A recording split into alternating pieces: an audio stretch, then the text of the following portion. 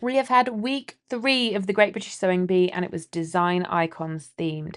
Now, we started with this Diane von Furstenberg inspired wrap dress in a jersey knit, which is what I'm up to today, the pattern challenge. Now, I really struggled to find a pattern, so I ended up using the SewOverIt Ultimate Wrap Dress for the top half and then drafting my own skirt. But I still didn't have enough fabric, so I'm using this bright red to make the ties because I thought it would tie in.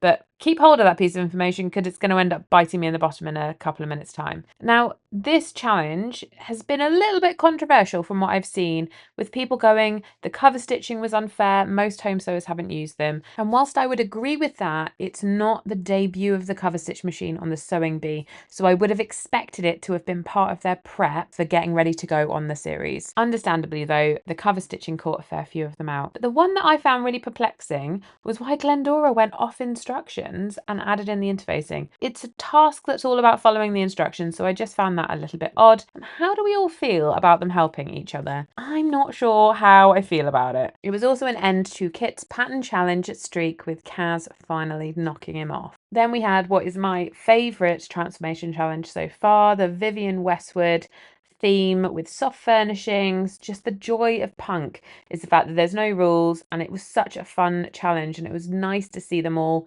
being creative with it. I will say I did prefer Yasmin's, but the top two were both strong. I think I just would have put hers at the top. Then we rounded out the episode with our Versace inspired made to measure. Lots of black and gold, but some interesting takes on the theme. I would have loved to have been able to do this challenge this week, but sadly I just didn't have time to put in the prep that is required in order to do so. I did notice though there were still a few fit issues, Stuart and Glendora specifically, just things not as I'd like to see them, but it was good to see a lot more of them doing multiple fit checks during the challenge. And although I think a few of them could have got garment of the week, I think the beautiful sewing is what tipped it for Kaz this week. But let me explain why I'm unpicking. At this point, I tried the dress on and absolutely hated the red ties. I felt like I'd been tied up with a bow ready for Christmas. So I scrounged some fabric and managed to pull together some shorter ties, which I decided would look better.